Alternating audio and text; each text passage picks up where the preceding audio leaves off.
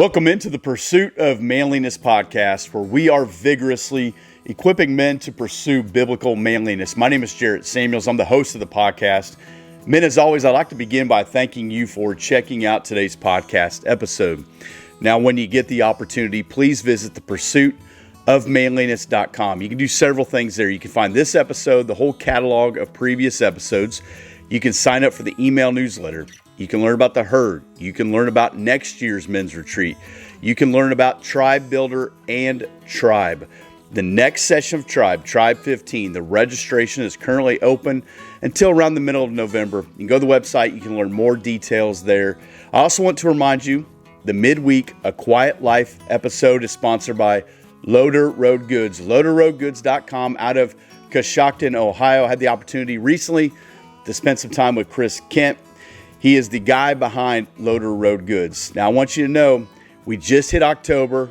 It's time to think about Christmas. You say, oh, you're one of those guys. No, listen, if you want to get something from Loader Road Goods, you need 3 or 4 weeks ahead of time. You got to place that order. And also know that any order over $50 gets free shipping. So LoaderRoadGoods.com. The link will be at the bottom of the show notes. Men, it's time for today's podcast episode. Well, men, as you can see from the title, we are going to talk about addressing the apathy in our life. We want to awaken something inside of us. I was talking to a guy the other day. He is 70 some years old. I didn't ask him his age. I just know that's roughly what he is. And I asked him, hey man, you have a heart for the word. You have a love for the word, for God, his people, and his church. In many ways, this guy at 70 some years old is a rare breed. And I said, I didn't tell him that, but I said, how did you get to that place? And so he goes, I don't know. That's what humble men of God do. So I don't know. And so he talked about just being in the Word. He talked about having someone over at his house to repair some siding. And the guy saw his kitchen table and said, what, are you some kind of theologian or something? He said, nope, I'm just studying the Word. But as I talked to him, I said, I wish what you have, the hunger you have for the word, for God, his people, for missions, for, like serving others. I wish we could figure out a way to get that to all those guys down there. We're at one end of our church. We're talking about the other. I said, because collectively it doesn't feel like they have that. And just because it doesn't look like it doesn't mean they haven't. So I know that's a sweeping statement. But what I'm saying is, when you sit in a room with this particular individual and you're talking scripture, he will humbly wait his turn. Even though in my mind I'm thinking we should probably stop and allow him to share because it's going to be rich and it's going to be worth it. And he'll put his hand down and he'll wait his turn. And then when he shares, you think, that was pretty good. Every once in a while, I'll be teaching or walking through something, and if you ever have taught or done this, you know what I'm talking about. You think you know what you're saying, but in part of you says, I'm not sure you know what you're saying. So I'll look at him and say, isn't it so-and-so, or isn't it, or was there? And he'll correct me, which I appreciate. And I wonder, what will it take for some men to have that awaken inside of them where they say, I'm all in. Reading Mark chapter 8 today. I don't know why I turned over here, but reading Mark 8, Jesus is teaching the disciples. He just tells, he just asks the disciples, who do people say that I am? And Peter does you're the Christ, And he's like, yep. So then he goes on and talks about how he's going to suffer, die, and rise again. Peter said, sir, we had a meeting and we're not going to do that. And that's not what we're going to do. And he rebukes him, calls him Satan. That's pretty aggressive. Some guys would fold. Some guys would have left the Quiet Life group. Some guys would have quit Tribe. Some guys would have stopped listening to this podcast. Some guys would have unfriended me. That's what you do. We get upset. We do it all the time. Listen, man, I've done it. I understand. I'm not better than you. I've done it. And then you go through here and he says, if anyone would come after me, let him deny himself, take up his cross and follow me. That's a really, really big deal. If you want to save your life, you're going to lose it. But if you lose your life for Jesus' sake, and you'll gain it, you'll save it. But this is the one, for whoever is ashamed of me and my words in this adulterous and sinful generation, of him will the Son of Man also be ashamed when he comes in the glory of his Father with the holy angels. That one should make you sit up out of your Adirondack chair and look at it one more time and say, what is he saying about that? What does that mean to be ashamed of Jesus? I was just messaging a friend of mine. We do this every day. We read the same thing every day. And I said, I would like to believe that the majority of the time, if not most, I don't want to say all, but I'm not there yet, that I'm not ashamed of Jesus. I don't think I'm ever ashamed of Jesus, but what I am is I'm just going to kind of pull back because I don't want to get into this. Or I'm judging the character of this individual thinking, I really don't want to get tangled up in the weeds on this one. I think I'm just going to keep my head down, mind my own business, and just go, isn't that what 1 Thessalonians 4:11 says? Mind your own affairs. I'm going to mind my own affairs. Well, that's not really what this is about. And so I had this going for a while. I don't know when I sent this note to myself, but I got one from myself, and it just says, awaken your apathy. We were talking recently to somebody, and it came down to the simple point that they don't care. They don't care. And I think there's some times in my life where I just don't care. Maybe it's about politics. Maybe it's about something that's happening across our country in another world. I mean, at the end of the day, if I'm honest, I'm like, I just don't care enough to really concern myself with it. I can't be bothered by it. So I'm just gonna keep on keeping on. I'm gonna do what I do. I'm gonna take care of my camp. And if we're not careful, we do that with all areas of life, in particular where Jesus said it matters the most. Taking up your cross every day and not being ashamed of him. You said, Jared, I'm not ashamed of him. No, we just can't talk about him. We just can't have a conversation. You just can't pray with a group of other people. You just can't pray with your wife or lead your kids spiritually. I'm not ashamed of him, Jared. No, but you're like a secret agent Christian. You know, I said this on a Zoom call one night. Imagine you worked with an individual. He's a new hire. He starts at your job today. And for the next, 5 years, you work side by side with this person. You get to know them pretty well. You find out who their favorite sports teams are, who their hobbies are, or what their hobbies are, places they've traveled, what they studied in school, things of that nature. And 5 years go by, and one day you just happen to find out the person's married. You say, you're married? How long have you been married? I don't know, 10, 15 years, whatever it is. Would that concern you a little bit about that person? Like, that seems like a big deal that you have another person you're tethered to, you have a covenant with, a commitment with, but for whatever reason, in all these conversations, you never even said, my wife and I do this, or no, well, I don't like to talk. It's just kind of private. It's a private marriage just between the two of us. Yeah, that's going to make you look at him a little different. That's the same way with Christ. If you're going to follow Jesus and you're going to do it, and you're going to try to be a secret agent Christian, you're going to have to take that to your grave, because at some point, if you tell them, hey, I've been a believer for 20 years, they're going to say, and you're just now bringing it up? Well, I just didn't think it was what we want to do is, what we need to do, I should say, is we need to awaken our apathy. And so based off that conversation with that guy the other day, and based off of what I see in Tribe, we just come off our men's retreat. We get to have some really unique conversations there. I get to hear from some of you guys who listen that I don't know who you are until I meet you face to face, or you send me an email, or we engage in some kind of conversation. And what I see is we have this collective body of work here, right? And I'm not talking about one person in particular. I think you guys understand how this works. I'm talking about men in general. And what I want to do is I look through this list and say, okay, what can I do with that personally? How can I take this? Number one would be, you need to get in the Word every day. I know for me, I watched my father-in-law do that. Like that was a non-negotiable to him, no matter where we're at. Church was a non-negotiable. Being in the Word was a non-negotiable. Writing something in his prayer journal was a non-negotiable. Having a prayer journal, notes, sending messages out to other people, all these things he did every single day. And when I saw it the most was when he was retired. You'd think, well, man, you could go golf, you could do whatever you want. Nope. So I saw that, now I know him without excuse. So I know I need to get in the Word every day. I was talking to that guy, remember? The guy I'm talking about? He every single day. Not only was he getting in the Word, he had a whole bunch of books. You know what it made me do? Go back to my office and grab some commentaries. I'm like, man, I got this old boy make me look bad. Not make me look bad, give me something to aspire to. And that's what we should all do. Give somebody something to aspire to. Not to be fake. We need our heart and our actions, our words all to line up. And that God does that. Not to be fake, because that's worse than not doing it all, in my opinion. However, we need to make sure we're in the Word every day. We're looking at adding a quiet life reading plan. for 2025. And as I look at this reading plan, I know not everyone will do it, but some people will do it, and it helps you get tracking. I know for me, reading through the Bible left to right was a big win for me individually. I've done that a few times. Feel like, hey, that's pretty good. Every time I come to certain books, certain places, I'm like, never read this before. I must have a new copy of this book. Nope, not at all. Getting the Word every day. I've done it chronologically, which is another really interesting way of doing it, and I think that might be how we're going to do it for Quiet Life. And I'm just going to post what we're reading in there. Here's the verses for the month or week or whatever.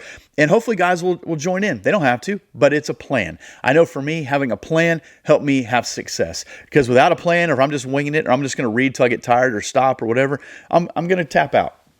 There's no real extra push there. So number one, you want to awaken the apathy in your life. You need to get in the Word every day. I'm going to tell you right now, 49 years old, I've been walking with the Lord, really walking with the Lord for, 25 years, let's say.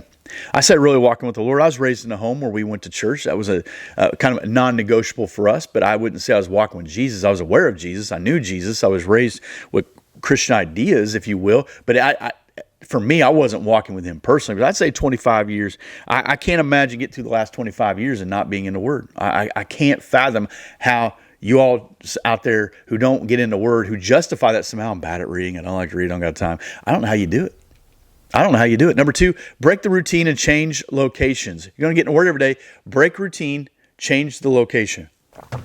Okay, so for me, I don't have all these wonderful locations. I don't have a property where I can go off to the pole barn, down by the lake, I don't I don't have that. Here's what I have. Today, I was in the garage. I'm going to turn to another page. Oh, men's retreat. This was in my home. If I'm out of town, I'll write Winston-Salem, North Carolina, wherever I'm at. You get what I'm saying. This was personal worship time at the church. This was down in Louisville, Kentucky. I do that because I want to know this is where you're at. This is what you're doing. Because when I get in seasons of funkiness, and that's going to happen. That's going to happen around November-ish till February, right? Some guys go through this. We work on this. We try to keep guys above water. It's hard to do it. But guys get funky. It gets darker earlier. A lot of parts of this country, we get a little more, I'll just say it, we get depressed. We get that cabin fever. I want to look. You sat at your kitchen table 6 days in a row being in the Word.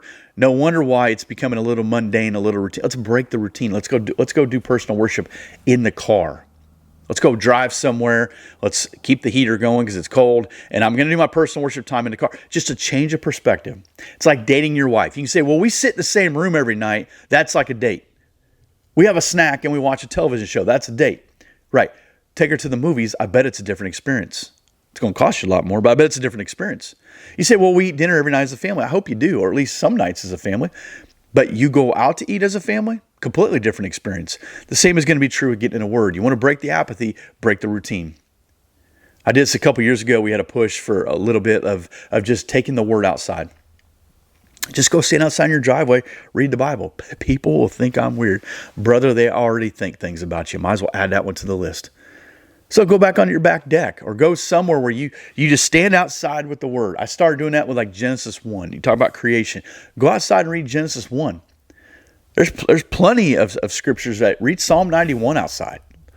Let that marinate from it. Read Zechariah chapter 3 outside, particularly verse 17. Go outside. That will start to break the routine, and that will help break your apathy. Number 3, converse with growing believers. Listen, I look back on my life, and I had some people in my life who were really sound and solid. As a matter of fact, I mentioned somebody yesterday to my wife. I said, man, I need a so-and-so. And she said, but that person really wasn't a very good fill in the blank. And I thought, she's right. But at that time, he was the best I had. And so I appreciated that person. God put that person in my life that was just enough to keep me from going backwards. Just enough. And he actually showed me what it looks like to move forward. But if I stayed at that place, I'd be right back in the same spot. If not drifting backwards a little bit. Do you understand what I'm saying? We need to get ourselves around people who are growing in their faith. If you've never spent time with people who are growing in their faith, seriously growing in their faith. Like that guy said, he just had several commentaries on his kitchen table. If you never spent time with those people, let me tell you 2 things you may not know. One, at first, it could be a little intimidating, but that's not the intent, and they understand that. If an individual who spends time in the Word desires to put you in a place where you are unsettled or intimidated, that person's a jerk. That's just the reality of it. Listen, in Tribe, we have guys from all different walks of life, all different places. Some guys have walked with the Lord for a long time, some guys just for a very short time. Man, all are welcome to come to the table and let's talk. Let's talk. If you want to come across as if you know everything and you're gonna lecture us or whatever, probably not long for it, because we're not down with that. But if you want to converse and sharpen one another, man, you always have a seat at that table. There's no question about that. The other thing you're going to find out is, if you've never been in those situations, is those guys don't know everything either. And they're probably going to be humble enough to say, I don't know. Occasionally someone will ask me a question about something and I'll say, I don't know. If it's a particular part of the Bible that I haven't studied, or I haven't, I've never walked through intentionally with some people, then I'm probably not going to be all that sharp with it. Even the ones that I have walked through, I feel a little more sense of confidence in that. Like, I understand the context of what's going on. But at the same token, there's plenty, the Word of God is living and active, sharper than any double-edged sword. So I'm going to sit down, I've referenced it, but we have a couple of guys in Tribe who I would still say are fairly newer to their faith. They're probably a couple, 2, 3, 4 years. I don't know at this point. I don't know where they're at exactly, but I learn from them every single time they share, every single time they say something, because they'll make you think about, why is that? Why do I think that? Or maybe I've just assumed that for a long time. So converse with growing believers. I look back, again, I referenced that guy just a second ago, but I look back and some of the people I had surrounded myself with for a period of time, they were the best I had. They were all I had. And that was okay. But here's a tell. Can the person discuss things that really matter? I know a lot of guys, if you dog their sports team, or your team upsets their team, or you mention something about a political part, something that they don't like or agree with, or you have an opinion on something or whatever, out of the woodwork they will come. If you want to talk about John 6:33, they suddenly become mute. They have nothing to add. I would say those people are probably not growing believers. Not desiring to label anyone, I'm talking about for your own good as you consider, who am I really going to devote my time, effort, and energy to? We should always be evangelizing, working on people who need to know Christ. We should always be a light for Him, especially in the midst of darkness. We should always be trying to help people see Jesus and get to heaven. But if you're going to remain faithful and focused and you're in it for the long haul, you're going to need to get around some growing believers. I mean growing believers, and who don't buy this excuse that, I just don't read, I don't like it, I'm not good at it. It takes me to read it 7 times before I can recall what happened. Right, but you set your fantasy football league in 14 different leagues, and you can set that team, and you can remember he had 26 points last week, and you can. Is it a can't do or a won't do? The fourth one is look to share the gospel in your efforts. Look to share. We're not bragging on ourselves. It's not a let the left hand know what the right hand is doing type of thing. This is just look to share. Look to invite people in on it. I told some guys that we're at the retreat. We did some pictures and things for Coffee with Christ and some things we were doing. And I said, I'm not trying to produce the retreat. As a matter of fact, the clips that you'll see from the retreat are pretty raw. Half of them are from my daughter's phone. But when you look at some pictures and videos and some things that we did outside of that, I told them, I said, we just want to bring guys in on the story. This is what we do. Maybe you could do it too. This is what we do. Maybe you could start one too. This is what we're doing. Maybe you could get 3 or 4 guys together and do something like this. Look to share. Look to share the gospel. Be able to talk gospel. Talk Jesus. Know what the gospel is. You could post all kinds of junk on Facebook, and if it's heretical, Facebook's not going to ever fact check you now, are they? Now, that's not true. That's not exactly what Jesus taught. They're not going to do that. They're going to let you post whatever you want to post, and you're going to think it's true and wonderful, and your aunt liked it, so you're going to think you're onto something here. Make sure you know what the gospel is, and then also your efforts, man. It's okay to do that. I don't think we need to take a picture every time you hand a homeless guy, a ham sandwich. I think that's a terrible thing to do, and I think we've done too much of that. Every time people go on mission trips, what do? We take pictures with malnourished kids wearing our t-shirts, and that's great. We want to tell that story when we come home, but we also don't want to use them as props. I think a lot of people do that. I think a lot of people use their effort as a prop to say, look how good I am. But there is a point where we have to share our efforts. We have to share what we're trying to do. I've shared with you guys about the UPS guy. I'm praying for him. His name's Billy. You think of Billy, pray for him. I don't think Billy listens to this by any means. I don't have pictures of me and Billy. I just tell you his story because it's a story I call like a divine appointment, that this guy shows up here, and the conversations we've been able to have the last few years because of stuff coming in and out of this place. That's sharing an effort. Billy's not a Christ follower. I prayed that he would be a Christ follower. Billy, if you're listening, I pray you surrender to Jesus. Find someone, me, whoever, say, all right, I need to figure out what this Jesus thing is and move on it. Number 5, understand that mountaintops and valleys are not the same, but they are connected.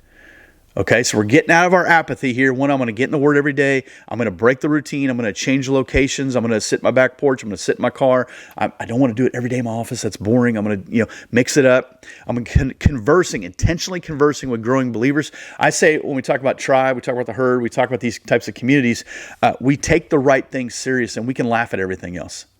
We're going to take the right things serious, and everything else we kind of joke about, laugh about. I mean, we're not a bunch of slappies, but we don't take everything serious, or that's going to be hard to sustain that over a period of time. We're going to look to share the gospel in our efforts. I start sharing my effort. I start talking to a guy named Billy. I start talking to Joy at the state park. I start talking to these people. It makes me grow in my faith. And number 5, understand mountaintops and valleys. You can have mountaintop experiences. We love mountaintop experiences. Men's retreat is a mountaintop experience. There's moments in tribe that I would say mountaintop experiences. When I get to meet up with these guys, we go hiking, we go camping, we have these shared experiences. These things are popping up all over the place. When I get to hear about somebody doing Tribe Builder, and here's our guys got together, and here's what we're starting, and here's a picture of us, or here's your flag hanging, not my flag, it's your flag. Here's our flag hanging up, and here's what. When I see these things happen, to me, that's like a mountaintop experience. When I hear my kids talk about the engagement that they have with you people, and my wife with your wife, or again, kids with kids, when I see that, to me, that's a mountaintop experience. I say, I don't know if it gets any better than that. But you can't live in a mountaintop experience. It's not reality. The irony is, what do you do when you get to a mountaintop? What do?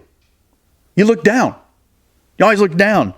That's kind of where I'm at on mountaintop experiences. I love them. I love having them. I love experiencing them. I want more of them.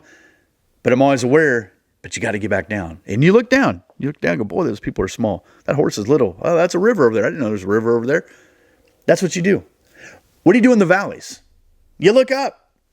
That's a great thing to do. If you find yourself in a valley right now, look up. That's what God told Abraham. Get outside. Look up. Count the stars. What did Abraham need to do? Stop looking at his own chest. Get outside.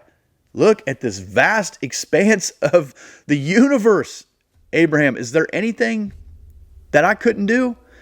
Maybe we need to do that. When you're in a valley, you often look to the top of the mountain and say, that's where I want to go. I want to get there. Understand there are mountaintops, there are valleys. True growth happens in the valleys. So you find yourself in a valley, you say, well, obviously the Lord has a lot of growth for me. Mountaintops, that's a time of celebration. That's a time of reflection. That's a time to take the picture, take the selfie, post it on Instagram, brag on your experience. Tell them, these are my guys. This is what we're doing. And this is what I think. It's okay to do that. I don't want to live on a mountaintop. It's not realistic. Most of life is happening somewhere in between. Most of life, and this is how we get apathetic, is that left foot, right foot, left foot, right foot. Okay. But what I understand is something my daughter said, I don't know, a year or two ago. We were on a hike. And we finally got out. We finally got to do it. We had been in this place for a while. We finally hit the trail. And she said, it's time to get that good air in our lungs. And she's exactly right. Man, we're walking with Christ. We need to get that good air in our lungs. A major component to all this will be get outside.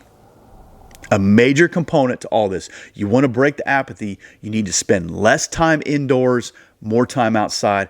I don't care. When I moved here, it was a shock to my system. A shock to my system. And I thought, I don't think we're long for this. Well, we've been here 8 years now. One of the first things I did when I looked around, I thought, well, this ain't where we used to live. This ain't what we used to do. We got nobody around us that are familiar. Is I took a camping chair, I put it at the end of my driveway. And I thought, I just need to get outside.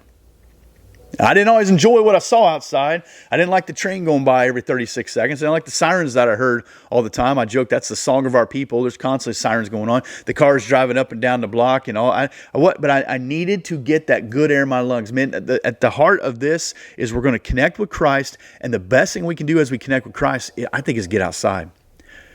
Men spend too much time indoors. You think about 100, 200 years ago, they built a cabin to sleep in. They didn't build a cabin to do everything inside. That's often one room cabin. We're going to eat. They even had to go outside to use the restroom. We're going to eat. We're going to sleep. That's what we're going to do in here. But most of the time it was outside. You need to get outside, and you can do this. You can get in the Word outside. You can break the routine and change locations outside. Converse with other believers outdoors. You can share the gospel in your efforts outside, outdoors, and you can understand mountaintops and valleys. And maybe what you need to do is go for a hike.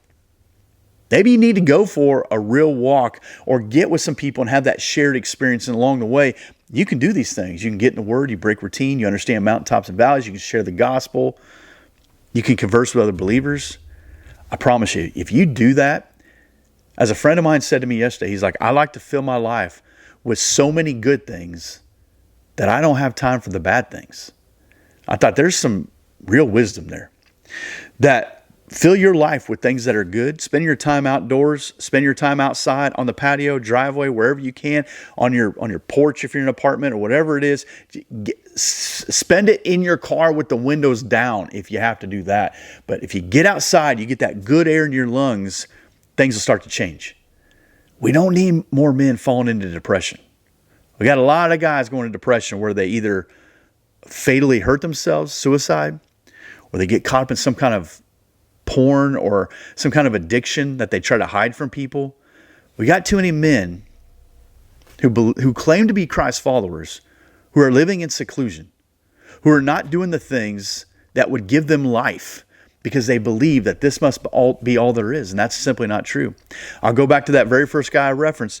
Simply put, get in the Word every day. Get in the Word every day. And if you got it in you, take it outside.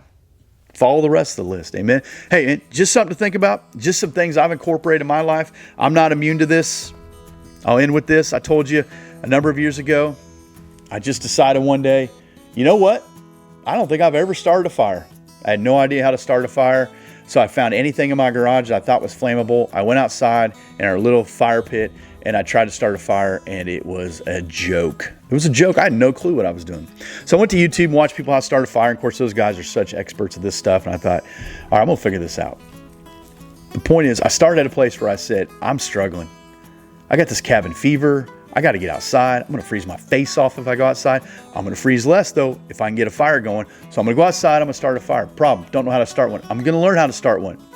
Didn't know how to do it. Massive failure. Now I look back and think, boy, I bet the neighbors got a real kick out of that. Went to YouTube. It's like online university. Watched some people start fires. And I finally found some people that had similar setups that I did. And I said, okay, I can work with that and learn to start a fire. Other people begin to benefit from that.